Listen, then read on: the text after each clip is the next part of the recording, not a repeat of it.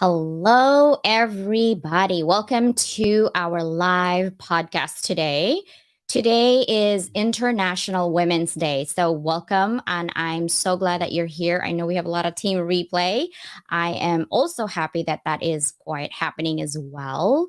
Um, FYI, the ones that says attending, I believe the LinkedIn link somehow is not working, but I know that on my um profile, it should show where our live is right now. So I don't know what's happening with that, but it is live on Facebook and it is also live on our YouTube channel.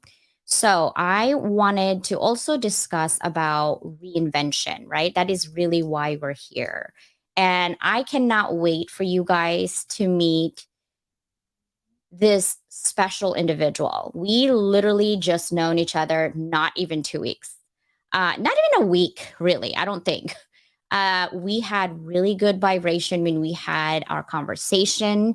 I got to meet her, and I have a really good positive feeling.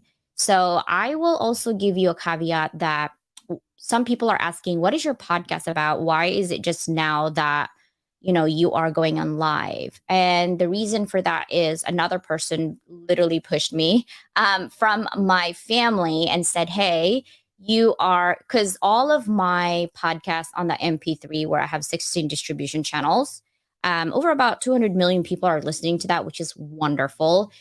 I record ahead. So if I record this today with this individual, it wouldn't come out until almost end of May.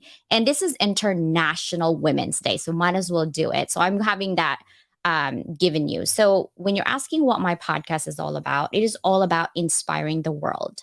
I know it's a big claim. Shout out to my brother there, Joseph. We are both trying to inspire the world, right? And basically, the way I do that is to inspire the world is through conversations and through individual story, right? Through collaboration. And that is why I'm a very big proponent on collaboration.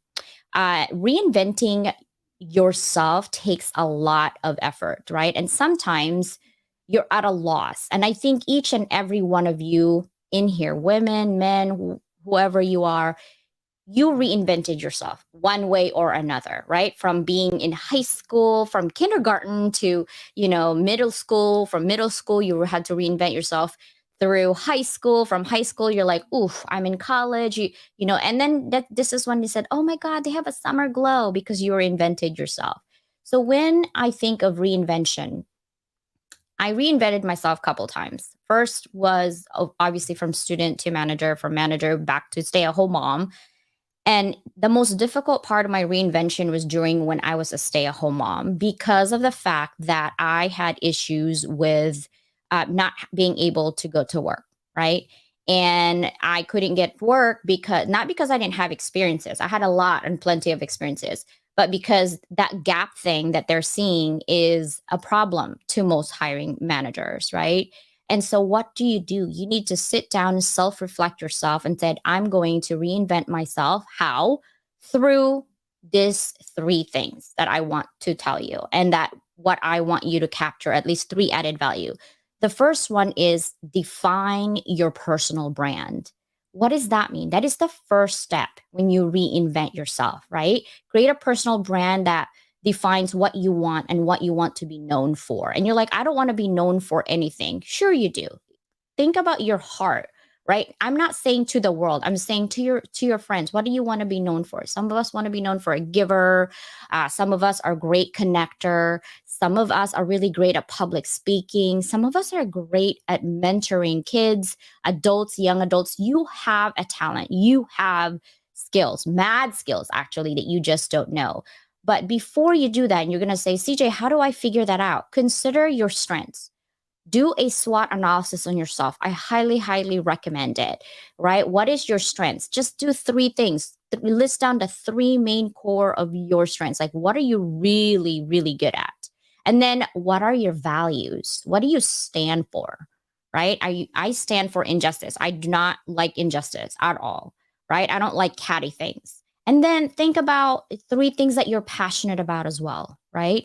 After you do your SWOT analysis, look at your passion. What are you passionate about? Are you passionate about helping people?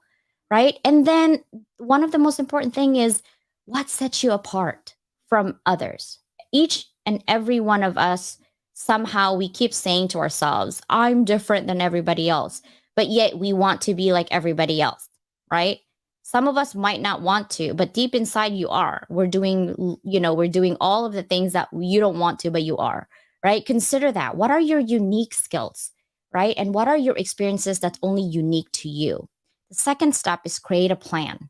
Once you define your personal brand, that means your values, you did your SWOT analysis, right? You want what you want to be known for, what is your passion. Once you have that down, create a plan. Create a plan on how to bring it to life, right? This includes maybe look at your social media profile, look at your LinkedIn, look at your Facebook if you have any, if you have a blog, review it, see how you want it. And you're like, well, I can't commit to everyday posting. You don't. Just do once a week, right? It doesn't matter. It starts from there. Create a website if you can, right? Develop a portfolio of your work that people can see. I actually created a free website on my resume, and I send that, and I also put it on my signature, right? A live link. Consider the platforms where you showcase your brand and develop that strategy for how you'll engage with your audience. The last step is to take action. It's important for you to take action and bring what is inside of you of that personal brand to life, right? You did all of this defining, you did all the work, you created a plan. Now what? Take action for it. Baby steps, baby steps. Remember that building a personal brand takes time and effort, right? It can be a powerful tool for creating new opportunities and also achieving your goal. So, with that in mind, I want to show you something before I bring up our guest. Okay. Let me see. This is something that I want you guys to actually really look at because it is International Women's Day. I want you guys to look at this and see and question it, right? It's from World Economic Forum. And I want you to look at the top 10 global executive women. So you're seeing this. This is about Global Gender Gap Index from 2022. The research is coming from World Economic Forum, and I'll give you the link if you need it. But you're probably wondering, what are these numbers? What are these countries doing? Basically, they're saying that they took all of the executive women positions in each of this country, and they looked at in comparison to their men of where the gap exists in terms of pay, right? An executive level, C-suite level type of title. Obviously, Iceland doesn't have that many people, more likely, so they're number one. But in comparison to and ratio wise from their men, they're almost like 91% in that gender gap score. So Iceland, Finland, Norway, New Zealand, Sweden, Rwanda, Nicaragua, Namibia, Ireland, and Germany. These are your top 10 countries who's doing such a fantastic job putting that gender gap closer, right? Obviously, it's not going to be 100%. And this is most disheartening for me to tell you. In this study, they basically said it's going to take us 132 years to fill that gap throughout the world. 132 years. My kids and myself will be dead by then, right? Before we even see that movement. But that's not important. The most important thing is, what are you doing today to make sure that our efforts, that our community, whatever you're doing right now for our community, immediate or otherwise, is going towards this gender gap. That's really near and dear to my heart. This is the last one that I'm going to show you before we move along. But look at these countries and their ranking, right? Philippines is number 19. United States is number 27. China is 102. Japan is 116. India, which is an emerging market, is 135. And the very last one is Afghanistan, right? And if you know anything about Maslow's hierarchy and Ledbetter's research, it's basically about culture. Some cultures are very masculine still. And I'm not saying that's a good or bad thing otherwise. I'm saying if the country has masculinity at the higher level, more likely the women in there having an executive positions is highly unlikely. So we have to help our sisters bring that, right? These are your top 10 right here, right? Morocco, Qatar, Benin, Oman, Algeria, Mali, Chad, Iran, Congo, and Pakistan with Afghanistan. That's your bottom 10 right there. And these are your top 10. So I hope right now with International Women's Day, thank you to your sisters and your brothers who are helping you move forward our conversation and also getting that gender gap closer to where it needs to be. All right. So that is enough of that. Let's take a look at our guest. Are you guys ready? I'm gonna have to fix the LinkedIn the LinkedIn linked in a minute, but I want to bring in our guest now. So without further ado, you guys want to have drum roll for me or not? We should have a drum roll, even though Susannah said she can't hear it. My drum roll. And here she is. Hello. How are you? I'm doing good today. Good. Welcome. I'm so glad you're here today. Welcome to International Women's Day. Thank you. Yeah. So, like anything else within my podcast, I wanted to not only welcome you, but my first thing is, can you tell me a little bit about yourself and maybe go back 20 years of your life and how you got here today? Okay, so I have to go further than that because how I got here today was actually more like a 50-year journey. Because all my life, people have told me I had to be in boxes. They told me what I was supposed to do. And even though I know who I was, it was very hard to do that. And so for those who don't know my story, the first thing I start off with is how my face is only a couple of years old right now. And I didn't like those boxes because one of those boxes that I always had to deal with was considered the trans box. And I knew at the age of 3 who I was. I knew what I was. And by the age of 7, I had to be what I knew I wasn't. And so it was difficult for the next half century because when you have family and you have society and you have schools basically telling you who you are, what you're supposed to do, that you can't be free, you can't be an open book, as it were, it's very hard to get through life. And so it took me that half century until something happened a few years ago and a door was opened that I didn't expect would open. And now I've become more active on LinkedIn. And it's like once I'm myself, I'm more engaging and meeting awesome people like you. Right. Well, welcome. And tell me a little bit like when you actually said your face is when you told me that, I was like, what do you mean? Right? Like, what do you mean, Susannah? You're beautiful. And you're like, you don't understand. So I wanted to see like how did you get from where you are today since reinventing yourself 2 years ago?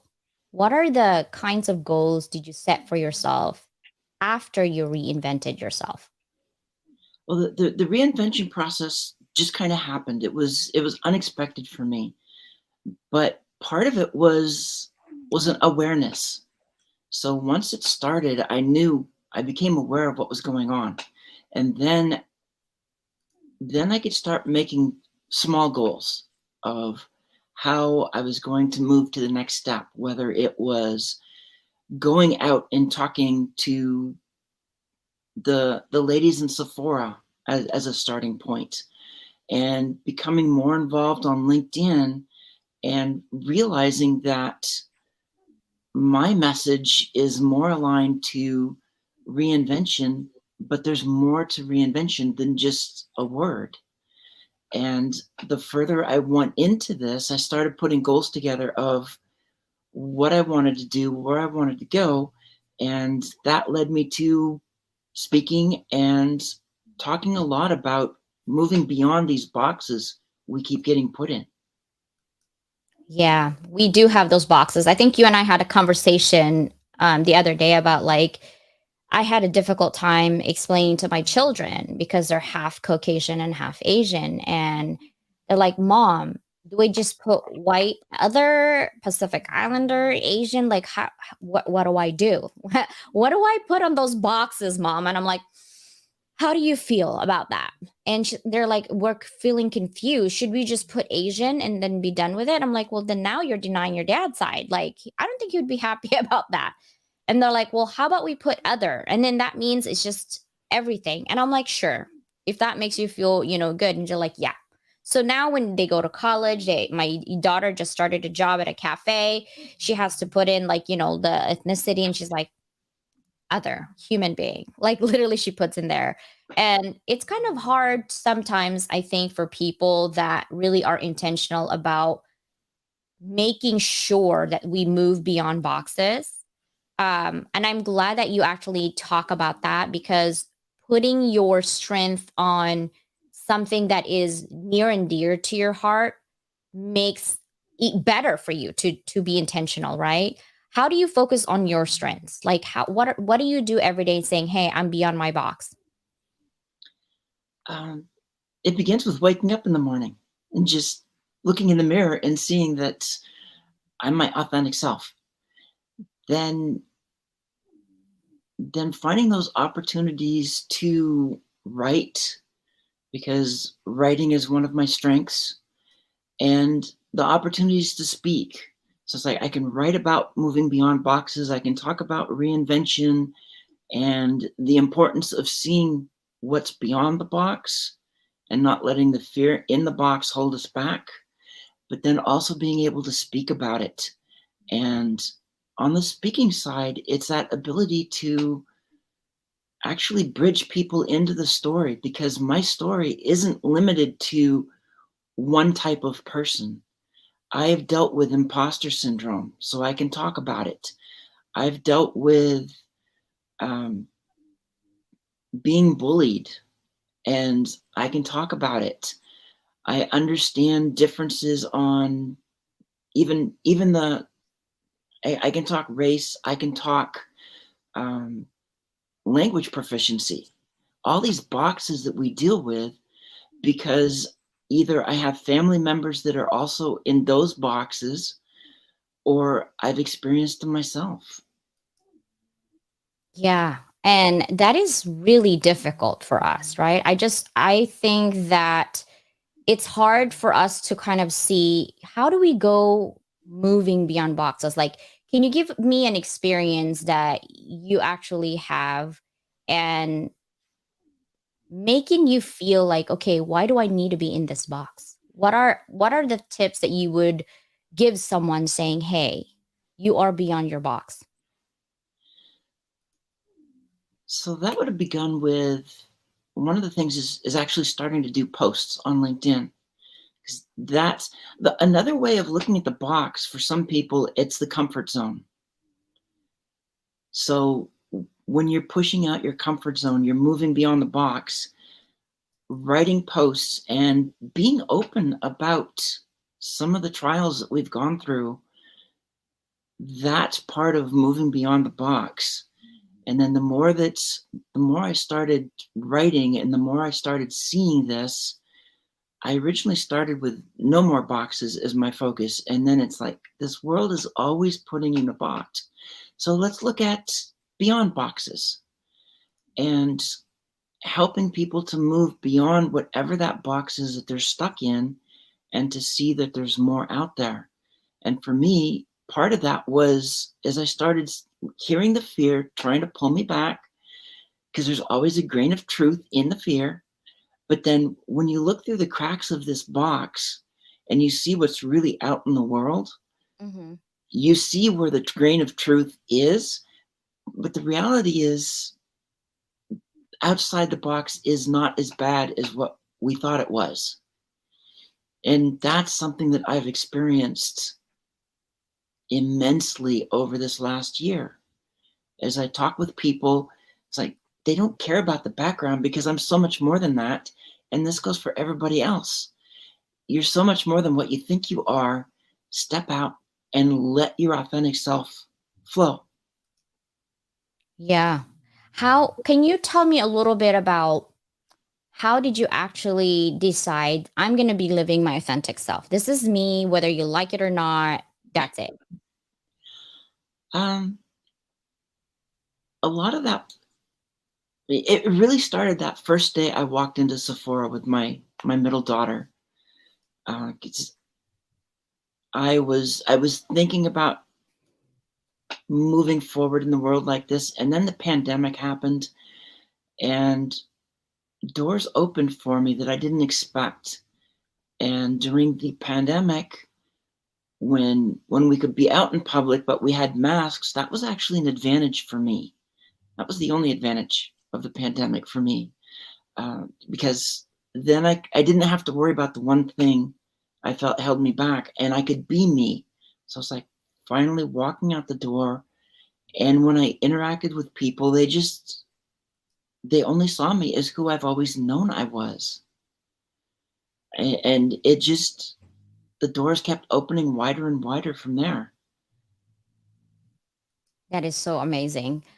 What kind of new skills did you learn to help you like adapt to your changing environment? Some of those skills, it was building on being able to talk with people.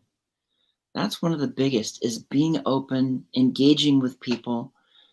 As all my life, engaging was really difficult. It's hard to engage with people when you're always putting up walls saying, I'm afraid to let anybody know this part of me because, and this part can be anything. It can be an imposter, it can be neurodiversity, it can be a disability, it can be anything. We spend so much energy. And so for me, it was letting those walls down and starting to engage with people, and not walk into stores with blinders on, and not walk into a room with blinders on, and being willing to connect with people. And that's so cool that you actually saying, "Hey, I'm going to post this. I'm going to do this. This is my journey." Now, how do you define your mission and sending that message to your audience who can relate to your journey of reinvention? I'm talking about some people that we talked about this, right? Saying, hey, what if I'm going through a divorce right now? Sometimes our identity is attached to our spouse or our partner.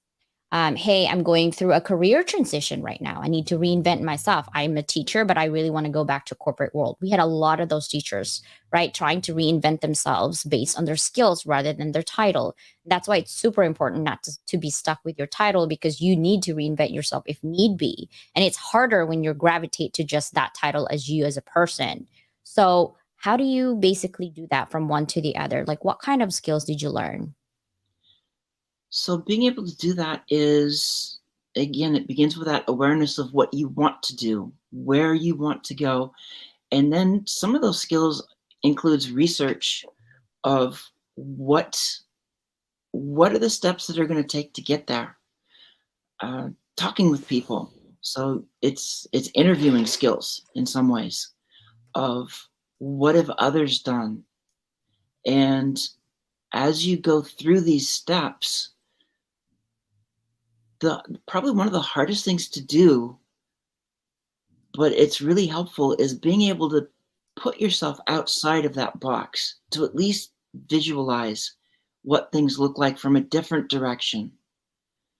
I liken it to a scene in Kong Skull Island, where the main characters are in the middle of a room. They're looking at this picture of Kong on the wall, and yet going up to that scene. So if we drove it backwards, as they step to the side, move to the side, they realize that it's not this repeating picture of Kong. It's a lot of different things, and the picture's no longer as imposing because I liken it to turning obstacles into speed bumps. You look at it from a different direction, you see things differently, and you'll see the path differently.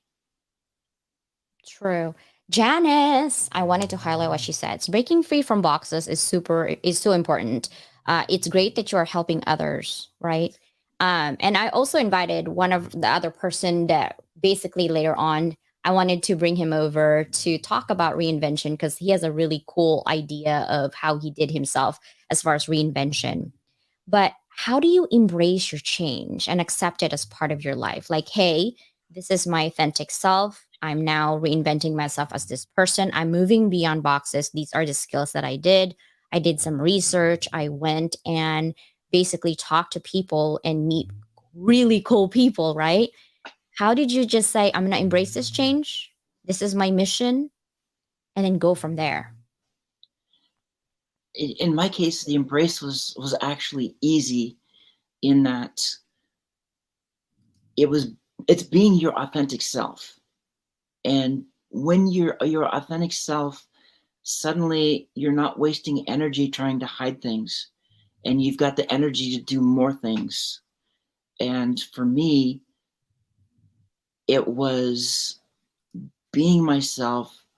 Yes, there was some trepidation when I tell people my story, and I've been blessed that nobody's really said anything. When I stepped out those first times, I was scared. It was nerve-wracking, and having people around me that are accepting of who I am and just see me as who I am, that made it a whole lot easier to embrace who I am and to just start moving forward in life. So Yeah. a lot of that is having people around you as well that are there to support. Support is super important. Like recently, I wasn't really intentional on LinkedIn. I am way too busy going do this and do this. And you have to really look at what is important in your life. I think, like before I came in here, I was crying a little bit. I was like, "Ooh, makeup on, can't cry, CJ." Um, when someone, I don't know if it was Stephanie. No, yeah, I think it's Stephanie about like my grandma. My grandma is graduated third grade, like third grade. She went through so much trauma. She saw her sister getting violated during the war, right? They had to cut her hair, they had to make her look ugly every day. They had to hide Americans underneath their house because, there's always constant war, right? And that woman was never broken. You could never see her broken. She was the smartest woman I know. Like, literally, she had more than 3,000 followers before followership was a thing, right? She had people come in because she was a healer. She uses oils. Like, you know how essential oils, like $50 for this bottle. My grandma had made oils and it really helped. She was a healer. She knows all the roots and what not to eat, what to drink. I'm like, she was a pharmacist. She was a leader. She sold her land. They had a huge land. She sold part of her land to help pay for a school that nobody is going to pay for anymore. She has kids, strangers' kids. They would just drop it off in our house, I remember, and she would put them to school. No expectations of anything back. She was that woman. And I love it so much. And I didn't think that it had so much impact on me until Stephanie brought it. I'm like, you're crying. I'm not crying. What are you talking about? There's certain stories and there's certain words that you guys say, just like, oh, I just got stabbed in the heart. And I was so emotional today. I was like, oh gosh, CJ, just go. Susannah's waiting for you. If it wasn't for you, I'd be like, we're just gonna reschedule. I'm feeling too emotional today. Because my grandma means a lot to me and she died without me on her side. So that I have guilt about that. And my husband keeps telling me every day, don't feel guilty, don't feel guilty. But I do. I can't somehow shake it. But I know that she's there. She's watching me. And I love what Kat says. I love to hear your perspective on how our view can help us grow or limit us. Guys, remember that I posted about the head? Seriously, though, Like our head is our limitations. And I'm so glad that Susannah is such a strong person. She didn't want her fear and her experiences and her bad anything to limit her for where she needs to be. Mary Baker is here. She's like, it took me to get a moment to write. I know, I'm telling you, LinkedIn is all wacko for me, but there is YouTube link that I got you guys. I'm so amazing at women rise up and time again, right? Seriously, grandma is incredible. She is, she was. I feel like she's still there in my heart right now. What a fitting conversation on International Women's Day. Glad to be here and support the conversation. That's because you're next, Paul. For sure. Right? Now, Susannah, how do you practice being authentic? Can we talk about that? What are some transferable skills that you could provide for us? Well, the transferable skills is leadership, problem solving. Um, for me, a lot of it's in my writing and my speaking, and just an adaptability. And that's when I kind of had to develop my whole life, was adaptability, because I had to adapt to being who I wasn't. And then I had to adapt when I ended up working for my dad for 20 years. And he's the one that basically pushed me into hiding in the first place. And then time in the military as a cavalry officer. And so all of this stuff is like I'm still keeping walls up and adapting to whatever the situation is and still moving forward. And then once I'm out, once I can walk out the door and not worry about hiding anything, that's another piece of adaptability, of just getting to the point where I'm not looking to see if anybody is staring anymore. And You're like, gorgeous. You're gorgeous. You're I, gorgeous. I'm I'm staring because you're blessed. gorgeous. I'm blessed in that I never saw people stare, except for in the early points. There were times that I wasn't totally sure, but it's actually been much easier because so many people I've talked to, when I tell them this part of my story, they just look at me and go, "Really? Are you sure about that?" I'm positive. That's what you're probably saying. I love it. I love that you got your confidence in there. We definitely have an amazing community. Hounds of Business, Brilliant Media. Mary Baker is here showing up today. We're gonna have to dress up, sister. And Pete, what's up? My brother from another mother here. I love it. And the storytelling is epic. Thanks for that, both of you. Exactly, right? Dancing is so fun, seriously. I used to to make money in college. I used to teach hip hop, and it was really hilarious because now my kids are like, "Mom, you're just barely doing Zumba." I'm like, "Thanks, appreciate it." Right? And by the time I know she's going to be calling me a senior soon, for sure, because I can't see and I can't hear very well sometimes. I get stares a lot. Actually, my husband's 6'1". I'm 5 feet tall, so and I think I'm shrinking. I'm probably 4'10" right now. I wish I was, because then the DMV would give me a placard, right? if I'm 4'10". But people always stare at us because I'm like short. It used to bother me at the very beginning. And then they used to have catty comments like, "Oh, what a beautiful babysitter," because my kid didn't look at me or look like me. And I'm like, aren't I a great babysitter for my own kids? Every time we go to the park, "Where's your mom?" And they would point at me. They're like, "Are you sure?" They would ask. And I'm like, "Yes, I'm positive." Okay. And it's that it used to bother me a lot. But to me, it's like, I have to forgive people for their own limitations. Right. And excuse my bulldog. She's having some anxiety today. So she's down below me. So if you hear snoring, I'm not sleeping. It's my bulldog. I am so sorry about that. But I feel like your story, like being an officer in the military and where you're at today, is incredible. You are an incredible person. I do want to, before I move forward, I want to talk about that thing behind you. Can you explain all those ribbons for me, Susannah? Oh, the ribbons. Like I said, I'm a writer, so the the plaque is actually an honorable mention for a short story I wrote, and it was the first short story that I submitted to a contest in my name. And then the big ribbon is for a manuscript that I submitted to an international fantasy book contest in 2019.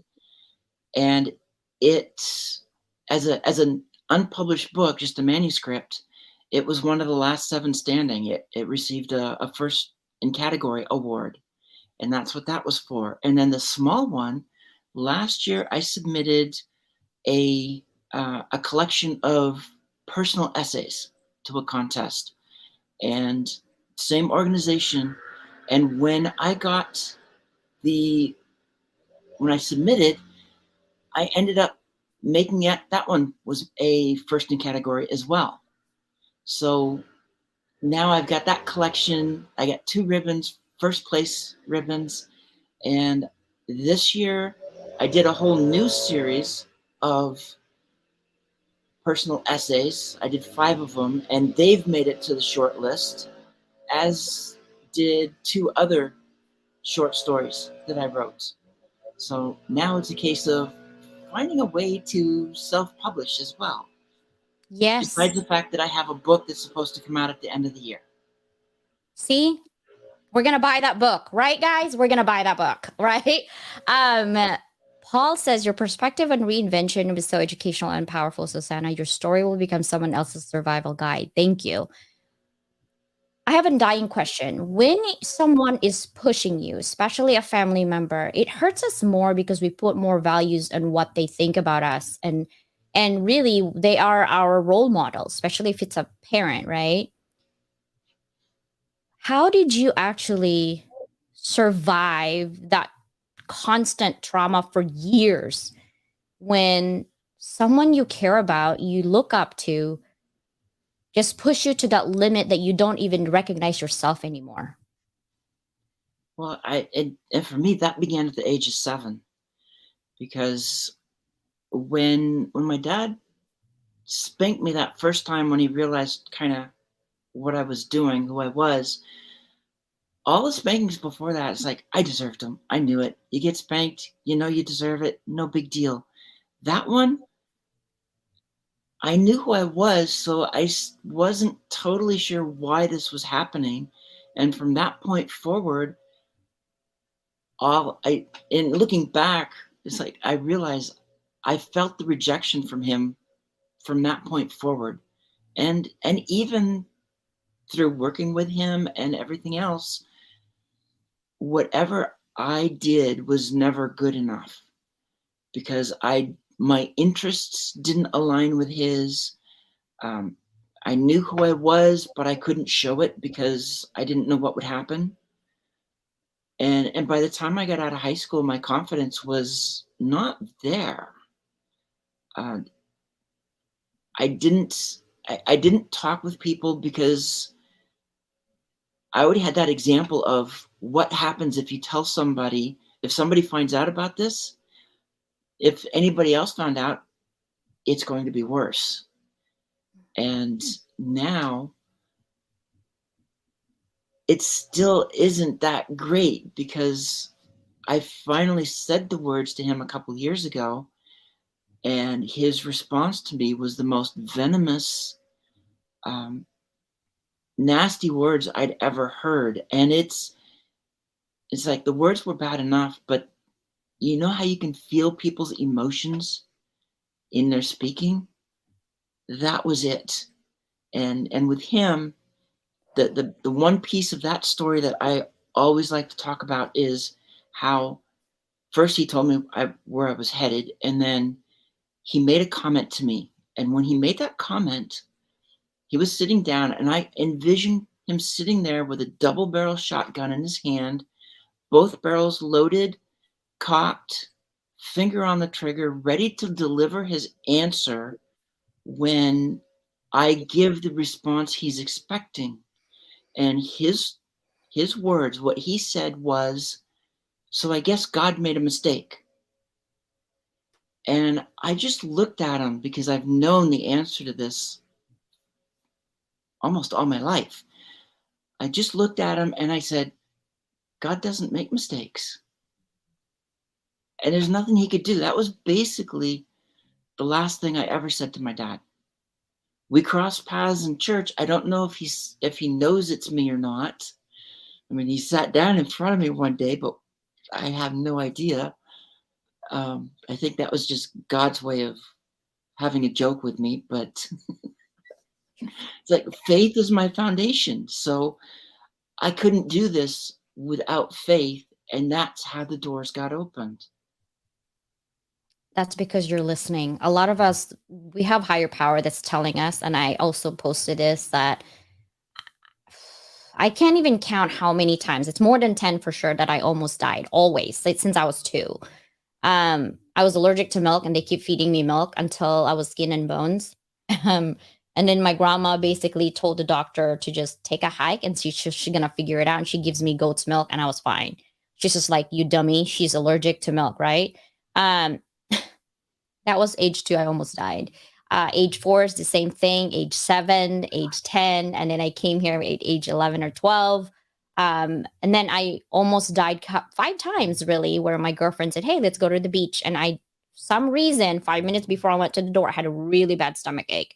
I canceled, and they all died in that car. And I had a tummy ache, right? And then I was burying my uncle on the freeway on the way to the burial, and a truck literally sideswiped me, and I flipped 3 times on the freeway on the opposite side, but my car somehow landed on the front. So I had dent on my roof, and I keep driving. Okay. I was 18, keep driving to the funeral. And my dad's like, "Why do you have bloody whatever?" And I was like, "Dad, you wouldn't believe what happened to me." And my dad's like, "What? Did you not stop? Did you?" I said, "No, but the truck just kept going, and I'm late for the burial, so I just came here." And my dad's like, "You are nuts." Because I looked, and my heart was pounding, right? And a couple of, every now and then, that's why I said California's a crazy drivers here. I always get a little nudge like, "Hey, CJ, you're still alive," right? 2011, I almost died of ovarian cancer.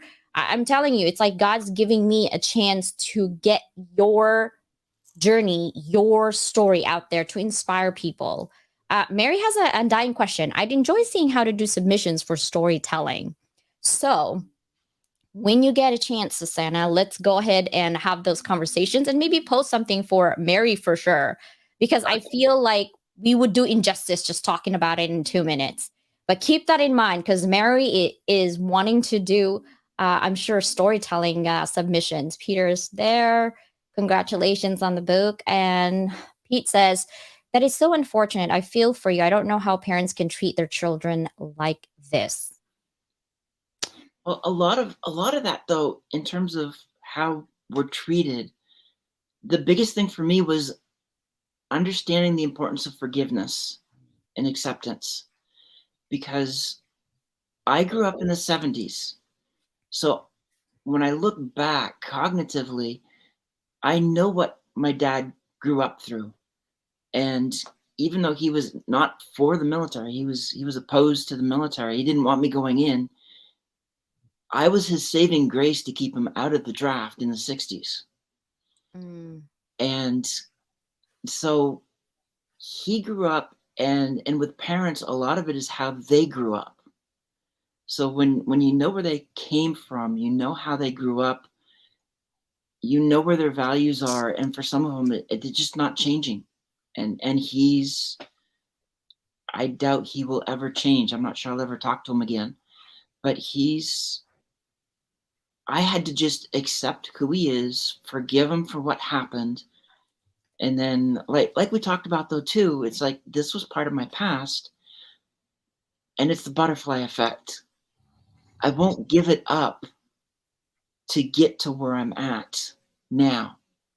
And I always talk about, I love the butterfly effect as written by Ray Bradbury in A Sound of Thunder.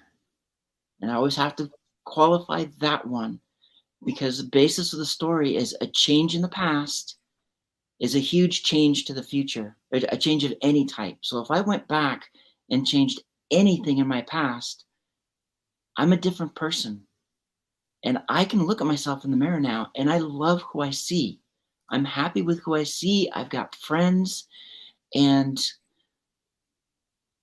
if I had changed anything in the past, no matter how small, I would be a different person, and I may not even like that person.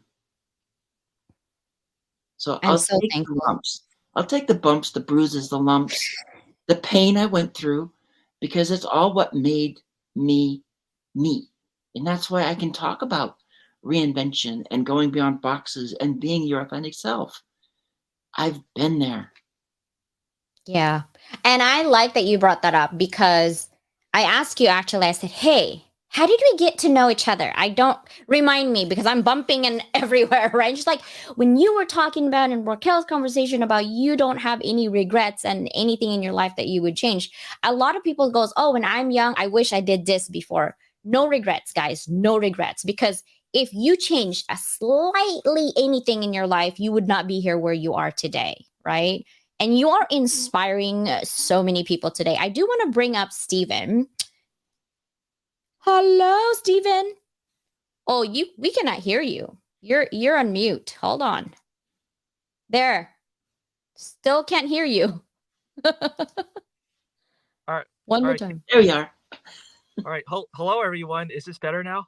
Yes. Yes. All right. Thank you so much for having me. How are we doing today? Good. How are you doing in your car, sir? Doing great. You caught me literally at the right time. I'm taking a break at my daytime job. But this is pretty awesome. Just love seeing both of you share the same stage, and a happy International Women's Day to both of you. Thank Thanks. you. So, Stephen, can you tell me? I know you have told me, but Susannah doesn't know. What Mhm. type of things have you done recently that kind of reinvented who you are as a person? So, for starters, I've been a lot more intentional about who I interact with, what the type of information that I consume on a daily basis, and just thinking more deeply about what drives me. Um, a perfect a perfect example is my work at the library. For those of you who don't know, I work a daytime job, and also a side job at a library, and that's what I use to, like, fill in any gaps um that are left during my day to day. And um I just believe in the power of books to inspire inspire generations, people of all ages. You know, and in honor of International Women's Day, guys, I actually I actually purchased a children's book that was written by one of my author connections on LinkedIn. And the library does not know about this, but when I go in after it arrives, I'm going to surprise them with it. I'm going to bring it to their attention and let them know why it belongs in our collection. Best case scenario, it circulates and everything is fine and dandy. Um, and that would be my first LinkedIn author book in our collections. However, as a backup plan, even if they decline, I'm um, I'll be giving it to one of my coworkers who um, who is expecting grandkids in her family, because the book is literally about working mothers. Mm. So I took advantage of the occasion, being that it's International Women's Day. So I so this so I'm supporting so much on so many different levels. With um I'm supporting a diverse author, Asian American, to be specific, a female author, and also working mothers. So this is really what I'm all about. It's just grabbing opportunities, but like by the horns, that align with everything I believe in. What about Susannah's story that gravitated you to like, okay, reinvention is so amazing. Reinvention is something that we all wish we could, but we don't even know that we're doing it every day, right? And Susannah's story is so near and dear to me because I'm a sensitive person. And when she was telling me this story, my heart keeps sinking down. And I had a huge lump on my neck. And I couldn't tell Susannah, like, I'm not going to cry, Susannah. You don't even know who I am. And, I was just, that was in my head. I was like, And my eyes were like tearing up. And I'm like, because I love the story that she said. But at the same time, it's her journey. And I want to give the last opportunity for Susannah to let our watchers, our team replay also know, Susannah, if you were to create a project, you have an opportunity to have a project, what would it be and why? I've had a couple of different ideas for projects. The one I'd probably run with first is just putting an event together, having kind of like a retreat for women to find those ways to get together and start breaking down those barriers. And some of it would include even putting women together who are like totally different, may not agree with each other. And it's kind of like a commercial that I've seen where they took two different people, they show this blurb at the beginning, and then they bring them into a room and they put something together and they work together. They don't know who each other is. And then they show this telltale video at the end. It's like, this person wants nothing to do with that person according to the video. And then now there they are standing next to each other. They've connected over things that they don't know the differences, because it's helping people realize these things that you think is such a big deal for a difference, it doesn't define the person. And so getting women together to realize that this doesn't define whatever it is, it doesn't define them in total.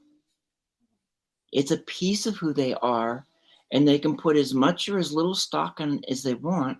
Because when you own these aspects, it's like me now, I will own being trans. And that means I get to control how much I talk about it. I get to control when I talk about it.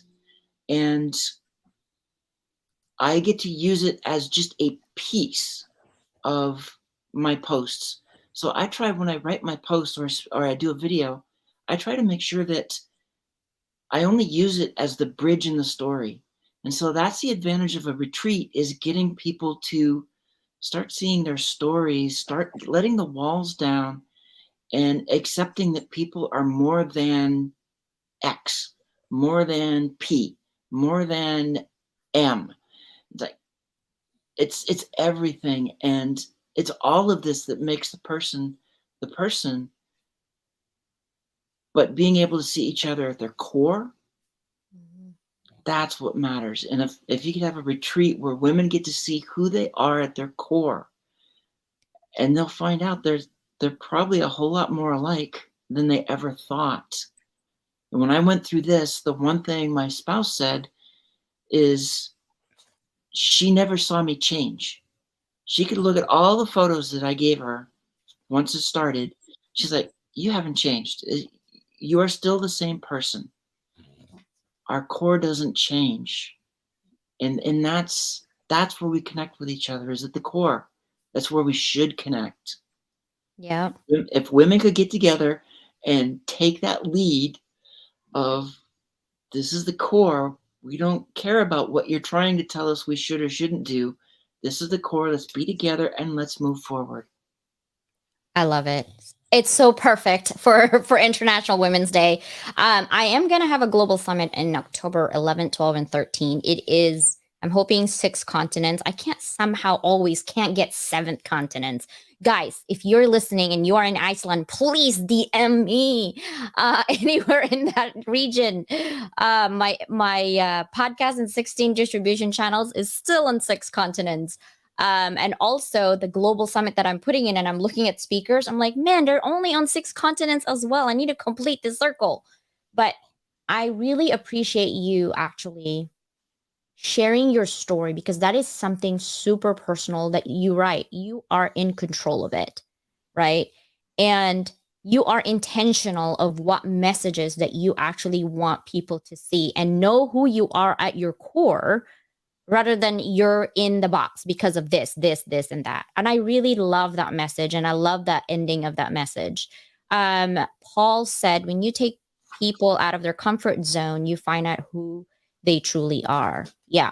Some people are very secretive. I'm okay with that. Some people don't like other people. I'm okay with that too. And you just have to be comfortable, but you can't complain about your situation if you're not doing anything about it. That's all I'm going to say, right? Because if you want change, you have to change yourself. You can't expect people to change you, or you changing others. Believe me, I've tried with my husband 20 years, like socks. I put a basket right here. He puts the socks outside the basket. I put the basket near him. So all he has to do is kick his socks, and no, the socks is still outside the basket. I gave up. I just tell my kids, can you pick up your dad's socks? And they're like, Mom. I'm like, no, seriously. This conversation's over. It's been 20 years. He's just not going to get it. I'm so over this conversation. But I am so loving it. Steven, thank you so much for coming in. Kat says, hello, Steven. It's great to see you. Oh, Paul and Steven, if you guys are not connected, connect. If you guys are not connected with Susannah, please connect. Any last minute thing that you would like to tell our audience, Susannah, in terms of reinvention? I think one of the more important things on the reinvention is letting it bring your authentic self out. That's all part of that going beyond boxes. Is you reinvent and you let your authentic self out, so that you're not just showing yourself, you're showing the world that you are so much more than anybody ever thought you were. Thank you for that. How about you, Steven? Any last minute thing you'd like to share? Honestly, not too much else to add. I was just going to say that it's never too late to try new things and fail forward. That's really how I'm progressing right now. It's just that. That's so amazing. You're right. Just keep going forward. Thank you so much, guys, for both having me here. I like to do that, by the way, when I have live. Anyone on LinkedIn, like, message me. I'm like, you're it. Tag, you're it. Come on over. So if I'm on live and you're like messaging me, just FYI, you might be invited on the live and just giving you the link. That's what I did with Steven. He didn't know he was coming in, but I'm like, oh, he's here. Seriously, perfect timing. The universe brought us all together. So always. Thank you for having me on. Yes, thank you so much, both of you. Susannah, we are going to continue this collaboration. We have a lot to do. I appreciate you so much. Shout out to Janice, Mary, and all my team replays. Dr. Pete is here. Paul, you're next. It's going to be probably tomorrow. So tune in for that. I will see you guys in a little bit. Thank you so much for watching us. Thank you.